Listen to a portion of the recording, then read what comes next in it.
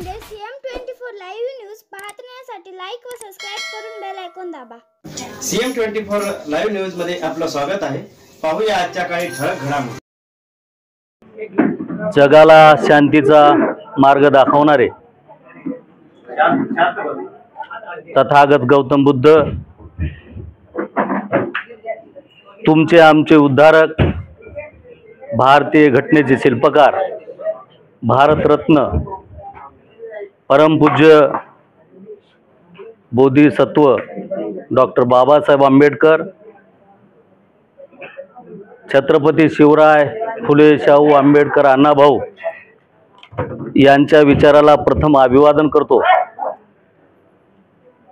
आज महाराष्ट्र शासनाच्या वतीने मानाचा, सन्मानाचा, कार्याचा गौरव करणारा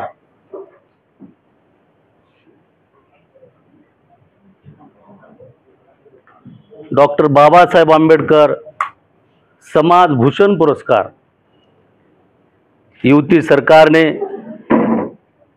मला 10 तारखेला 10 जूनला यशवंतराव सभागृह मंत्रालयाच्या समोर मुंबईला मोठ्या सन्मानपूर्वक महाराष्ट्र राज्याचे मुख्यमंत्री आदरणीय देवेंद्रजी फडणवीस साहेब यांनी प्रथम सर्व पुरस्कारार्थ्यांना त्या ठिकाणी मार्गदर्शन केलं आणि सर्वांना शुभेच्छा दिल्या। त्यानंतर महाराष्ट्र राज्याचे उपमुख्यमंत्री माननीय एकनाथजी शिंदे साहेब, महाराष्ट्राचे आंबेडकरी समाजाचं भूषण आहे असे सामाजिक न्याय विभागाचे मंत्री संजयजी शिरसाट साहेब, मृदसंधारण जलसंधारणचे मंत्री आदरणीय संजयजी राठोड साहेब आणि रोजगार हमी योजनेचे मंत्री भरत सेठ गोगावले साहेब आणि सामाजिक न्याय विभागाचे आंबेडकरी समाजाचं मार्गदर्शन करणारे मार्गदर्शक सामाजिक न्याय विभागाचे प्रधान सचिव डॉक्टर हर्षदीप कांबळे साहेब यांच्या शुभ हस्ते त्या ठिकाणी अतिशय सन्मानपूर्वक आम्हाला त्या ठिकाणी डॉक्टर बाबासाहेब आंबेडकर समाज भूषण पुरस्कार प्रदान केला। मी प्रथम त्या युती सरकारचं या ठिकाणी आभार व्यक्त करतो आणि या माझ्या कर्मभूमीमध्ये जो या ठिकाणी भव्य नागरी सत्कार माझ्या चाहत्यांनी या ठिकाणी ठेवला, या कार्यक्रमाला उपस्थित नांदेड जिल्ह्याचेच नव्हे तर महाराष्ट्राचे आंबेडकरी चळवळीचे नेते, आंबेडकरी विचाराचे भाष्यकार, आमचे मार्गदर्शक, स्फूर्तिस्थान आदरणीय सुरेशदादा गायकवाड साहेब या ठिकाणी उपस्थित आहेत। त्याचप्रमाणे आमचे मोरे महाराज, दादा मोरे महाराजांनी मला आशीर्वाद दिलेला आहे। आपण आशीर्वाद सर्वांच्या साक्षीने या ठिकाणी दिलात, परंतु मोरे साहेबांनी मला 1 वर्षापासून त्यांचा आशीर्वाद लाभलेला आहे। येणाऱ्या काळामध्ये मोरे महाराज कुठल्याही परिस्थितीमध्ये मला जिल्हा परिषद मेंबर करण्याचं। या कार्यक्रमाला उपस्थित आमचे मोरे साहेब, बीबी पवार साहेब, या ठिकाणी आमचे काका इंजिनियर बीजी पवार साहेब, रमेशजी सूर्यवंशी साहेब, आमच्या गावचे माजी सरपंच, पंचायत समिती माजी मेंबर संभाजीराव गडमड, आमच्या गावाहून आलेले बरेच या ठिकाणी गरू गडमड, आमचे आदरणीय कावळे साहेब, महाराष्ट्राचे सुप्रसिद्ध गायक गौतम पवार, रिपब्लिकन सेनेचे माजी जिल्हा अध्यक्ष मांजरमकर, आमचे या ठिकाणी मेवणे डेपो मॅनेजर कांबळे साहेब, राजू शितळे आणि या अगोदर गेल्या वर्षी ज्यांना या ठिकाणी समाजभूषण पुरस्कार मिळाले आमचे ढगे साहेब, बीबी गाय समुद्रे साहेब, आमचा भाऊ मुंबईहून या ठिकाणी मुद्दामून आला, आमचा मधुकर सोनकांबळे, आमच्या गावचे उपसरपंच माझा छोटा भाऊ सुरेश सोनकांबळे, संग्राम सोनकांबळे, सर्व माझे या ठिकाणी पंडित साहेब, सर्व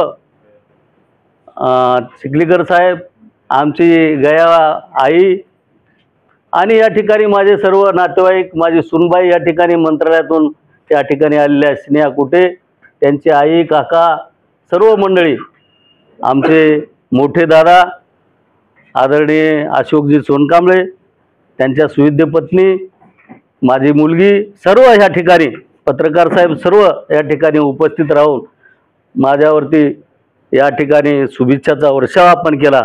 मी अतिशय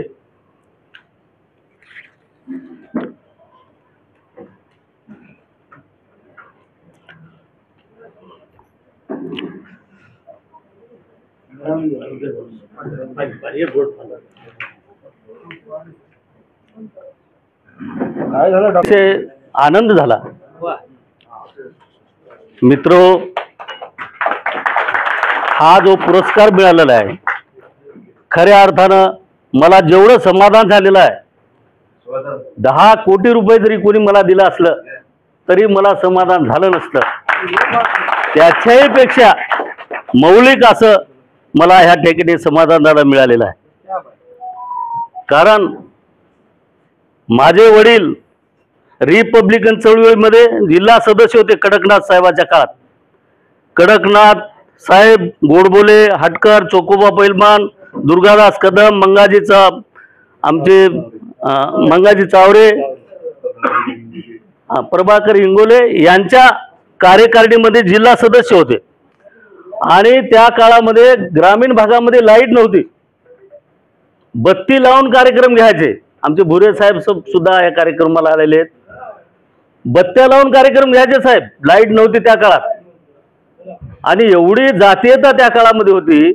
अशा प्रसंगामध्ये ग्रामीण भागामध्ये कडकनाथ साहेबाच्या, गोडबोले साहेबाच्या, मंगाजी चावरे साहेबाचं भाषण तर फार मोठ्या प्रमाणात व्हायचं त्या काळात, असं आमचे वडील मला सांगायचे. आणि त्यांच्या सभा बत्त्या लावून घ्यायचे पेटवडला, कलाळला, रुईला, त्या पंचकृषीमध्ये. त्यांनी घुंगराच्या काट्या जाळण्याचं काम केलं.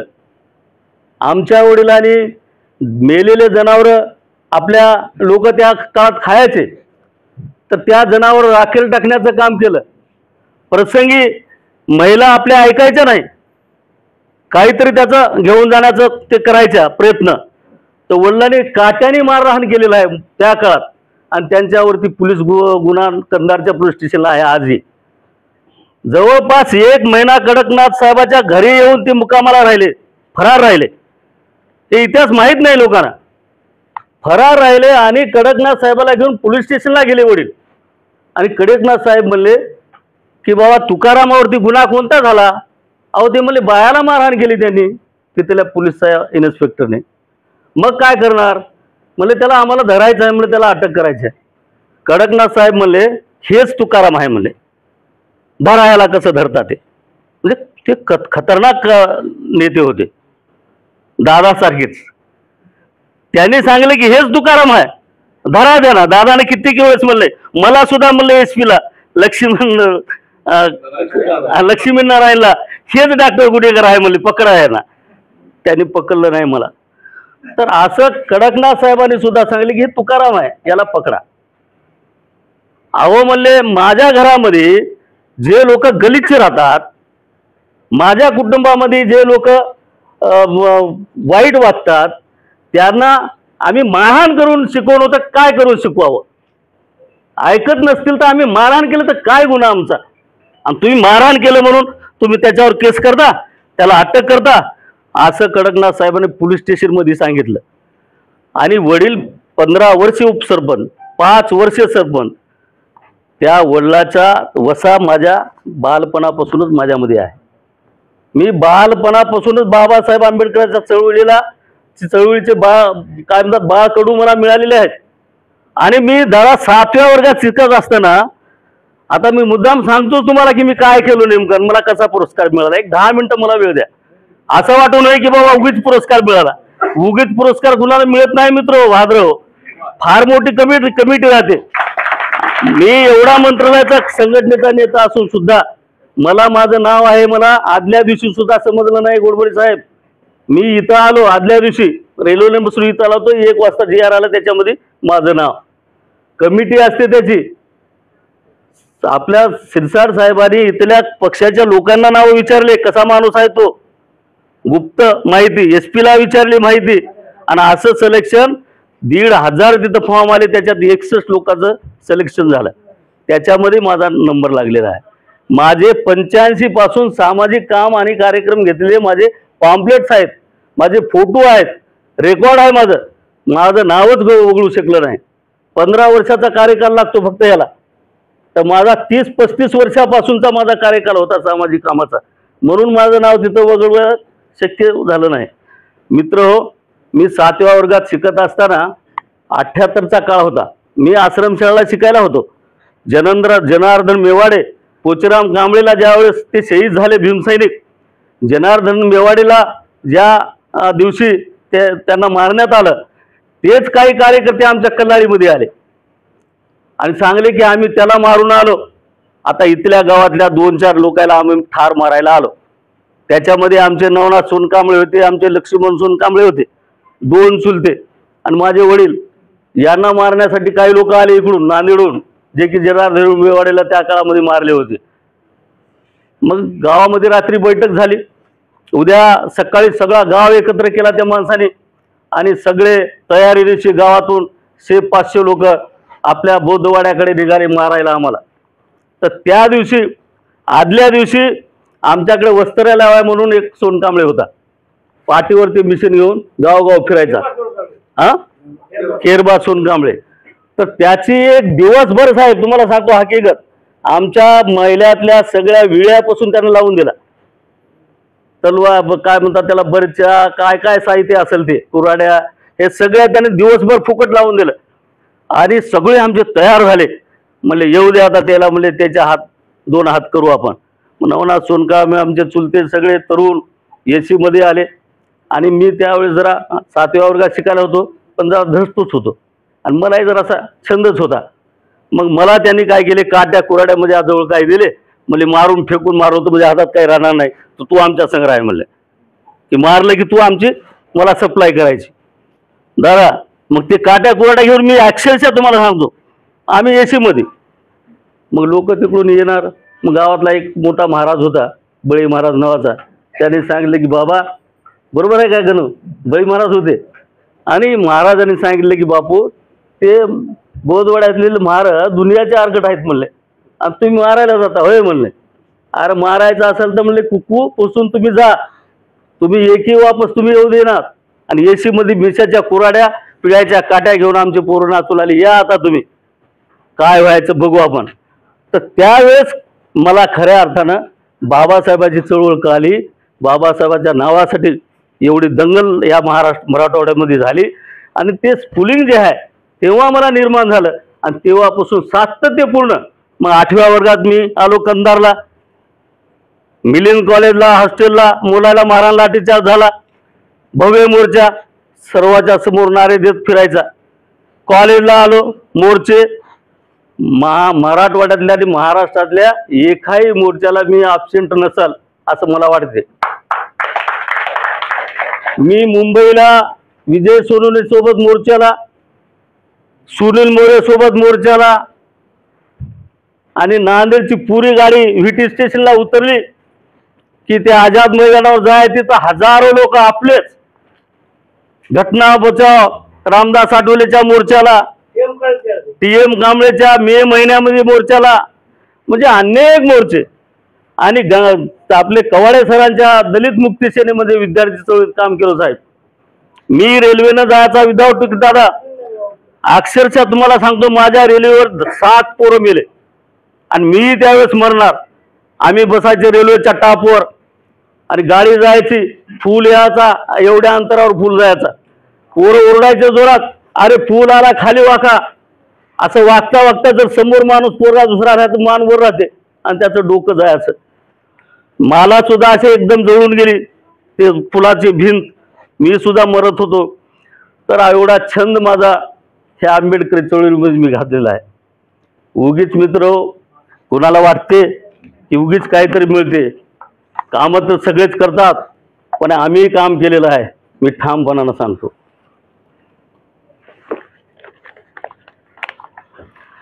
हे सगळ्या नेत्याच्या आजही कवाडे सरकडे माझा नंबर फीड आहे, बाळासाहेबाकडे माझा नंबर फीड आहे.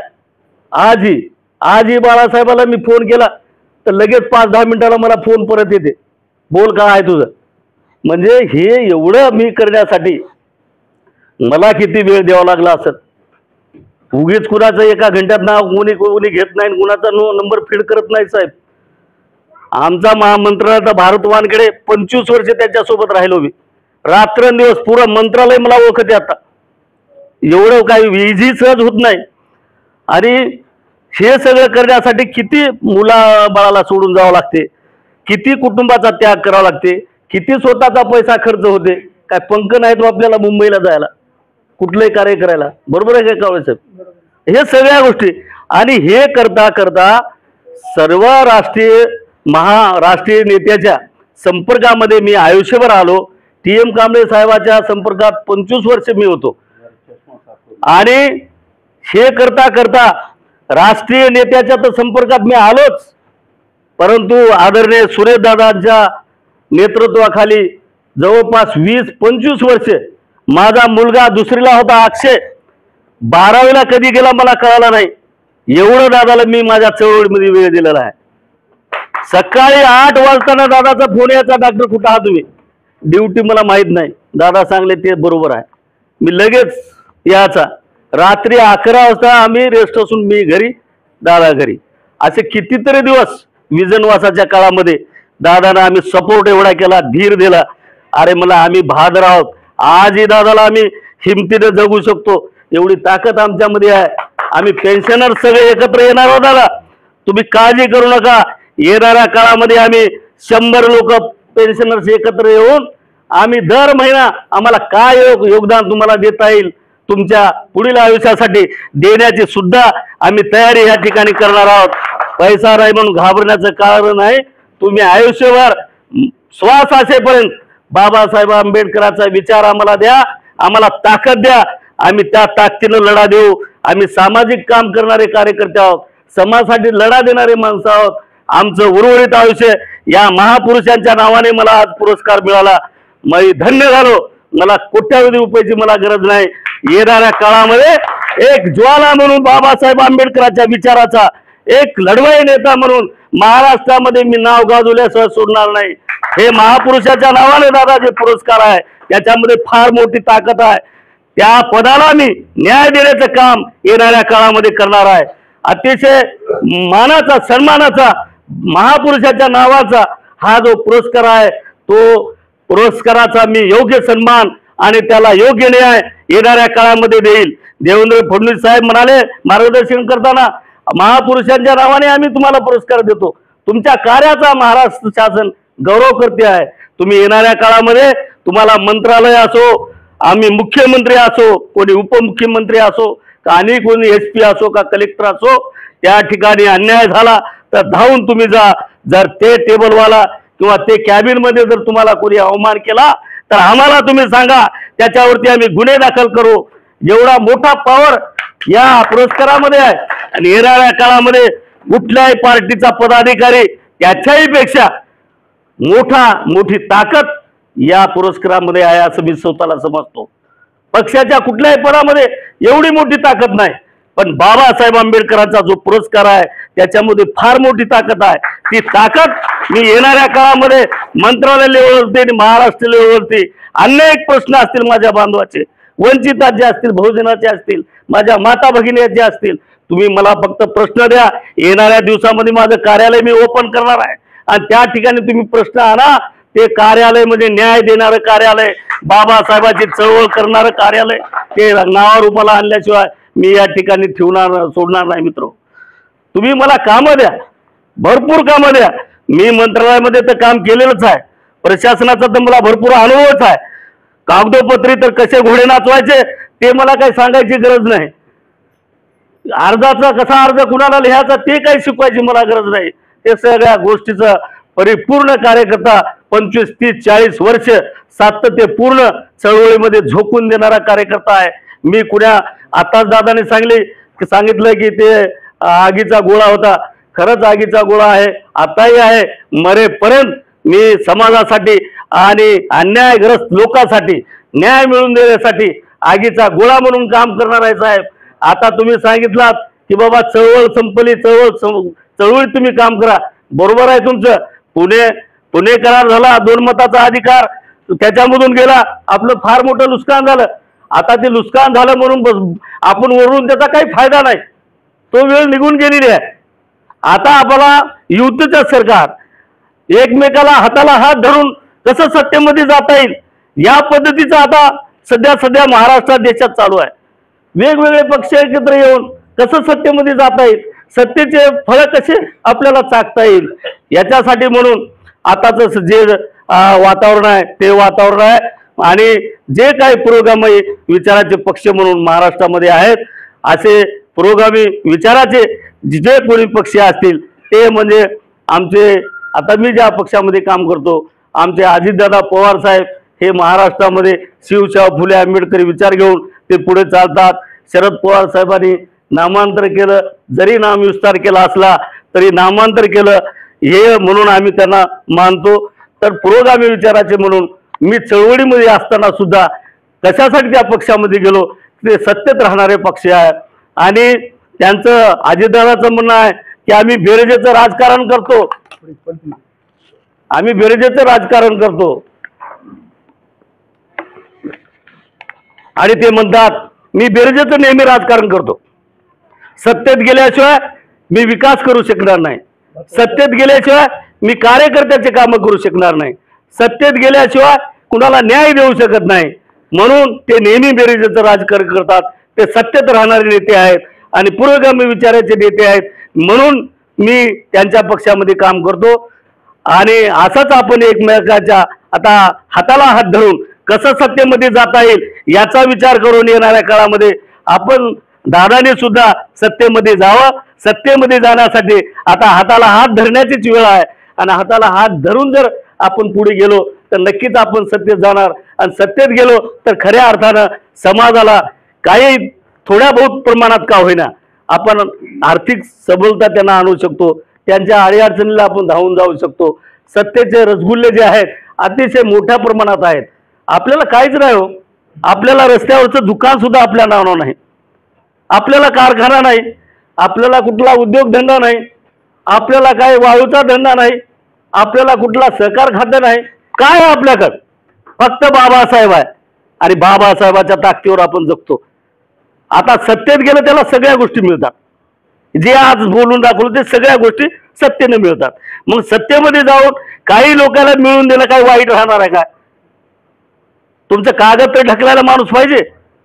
अहो खूप मोठा अन्नधान्य आहे पण वाढणाराच माणूस आपला नाही, तर वाढणारा माणूस तर तिथे पाहिजे की नाही. बाबा मोरे साहेब बसले त्या ठिकाणी, चला बाबा आपला माणूस आहे काहीतरी द्यावा त्यांना. तर हे मी विचार करून त्या ठिकाणी पक्षात काम करतो. येणाऱ्या काळामध्ये मला नक्की जिल्हा परिषदेला पक्ष तिकीट देणार आहे. मी जिल्हा परिषदेला निवडून येणार आहे आणि निवडून आल्यानंतर दादाच्या आशीर्वादाने मी सामाजिक न्याय विभागाचा सभापती पण होणार आहे, आजच सांगून टाकतो. कारण माझ्या पाठीवर नामदार माजी मंत्री संजय बनसोडे साहेब आहेत, आमच्या नांदेड जिल्ह्याचे राष्ट्रवादी काँग्रेस पार्टीचे नेते आदरणीय प्रताप पाटील चिखलीकर साहेब, आमचे सुरेशदादा गायकवाड साहेब आहेत. त्यांनी आत्ताच सांगितलं की तुम्ही कुठे उड्या मारा, माझा आशीर्वाद तुम्हाला आहे आणि 100% आशीर्वाद आहे. मी उभा टाकल्यावर दादा एक बार तर ते पक्ष सोडून माझ्यासाठी प्रचाराला येतील हे मला खात्री आहे. तर मित्रो, मी जास्तीचा वेळ देणार नाही. अतिशय मी चांगलं काम केलेलं आहे, माझ्या मनाला माहीत आहे की मी चांगलंच काम केलेलं आहे आणि येणाऱ्या काळामध्ये मी चांगलंच काम करणार आहे. आयुष्यामध्ये मी कुणाचे पैसे घेऊन कुणाला लुबाडण्याचं काम केलं नाही.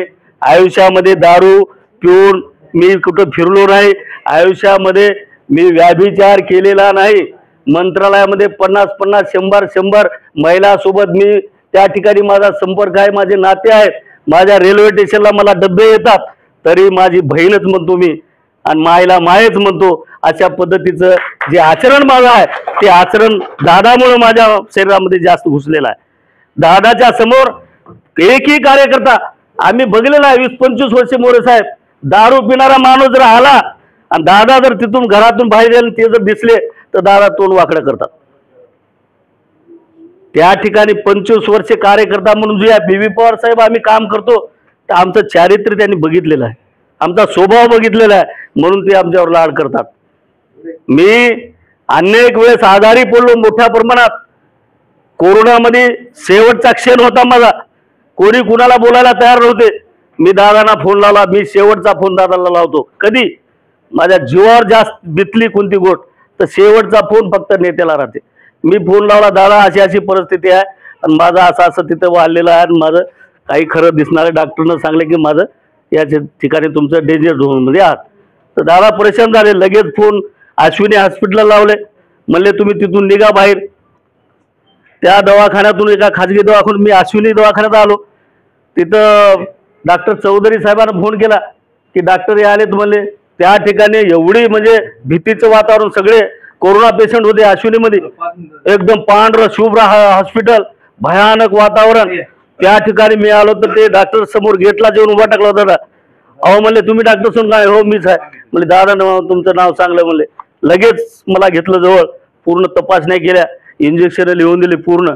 म्हणले इथं तुम्हाला ऍडमिट करता येणार नाही, तुम्ही त्याच दवाखान्यात जा आणि मी दिलेलेच इंजेक्शन त्यांना मी सांगतो. लगेच फोन करून ते त्याला डॉक्टरला सांगले की मी दिलेलेच तुझे इंजेक्शन टोच, काय व्हायचं ते होते म्हणले त्यांचं. तर तेवढ्यातून मी तिथं बरा झालो आणि थोडा बरा झालो की लगे मुंबई गाठली मी आणि मुंबईला बॉम्बे हॉस्पिटलमध्ये गेलो आणि तिथं पायऱ्या चढताना दादाला फोन लावला. दादाने सांगितले की तुम्ही घाबरायचं नाही, डॉक्टर बी आहे तुमच्या पाठीवर, चला म्हणले पायऱ्या चढावर. मी वर गेलो. तर अशा प्रसंगाला साथ देणारा नेता आहे म्हणून आम्ही त्यांच्यासाठी जीवाला जीव देणारे लोक आहोत. म्हणजे मरेपर्यंत आम्ही दादासोबत राहणारे माणसं आहोत. आम्ही कोण्याही पक्षात राहो, कोण्याही विचारसरणीत राहो, परंतु चळवळ म्हणून नांदेड जिल्ह्यातला मीच नाही तर माझ्यासारखे हे सगळे बसलेले कार्यकर्ते असतील, नांदेड जिल्ह्यातले सगळे गोडबोले साहेब कार्यकर्ते असतील, आमचे बुरे साहेब असतील. आज सकाळीच बुरे साहेबाचं माझं बोलणं झालं की दादावर निश्चित प्रेम करणारे आपण सगळे कार्यकर्ते आहोत आणि दादाने आपल्याला थोडं समजून घेऊन आम्हाला ताकद दिली पाहिजे नेहमीसाठी, असं आमचं मित्रत्वामध्ये आमची चर्चा नेहमी चालते. आणि दादा जरी आम्हाला काही बोलले तरी आम्हाला त्याचं काहीच वाटत नाही. मित्रो, ते अतिशय योग्य मार्गदर्शन आम्हाला करतात आणि येणाऱ्या काळामध्ये दादाच्याच मार्गदर्शनाखाली मी आंबेडकरी मुवमेंट या ठिकाणी मोठ्या प्रमाणात चालवण्याचं काम मी करणार आहे. पक्षाच्या माध्यमातून लोकांना न्याय मिळवून देण्यासाठी माझं उरलेलं आयुष्य या ठिकाणी घालणार आहे. एवढंच या प्रसंगी सांगतो. माझे लांबलेले भाषण या ठिकाणी संपवतो. जय भीम. आपलं सर्वांचं मी पुन्हा एकदा आयुष्यभर ऋणी राहील, आपल्या ऋणात राहील. आपण अतिशय मला प्रेम दिलं त्याबद्दल पुन्हा एकदा आपल्या सर्व माझ्या नातेवाईकांचं, माझ्या मित्रांचं, माझ्या आंबेडकरी चळवळीतील नेत्यांचं, सर्व कार्यकर्त्यांचं, माझ्या विद्यार्थी मित्रांचं, सर्वांचं मी पुन्हा एकदा ऋण व्यक्त करून माझं या ठिकाणी 2 शब्द संपवतो. जय भीम.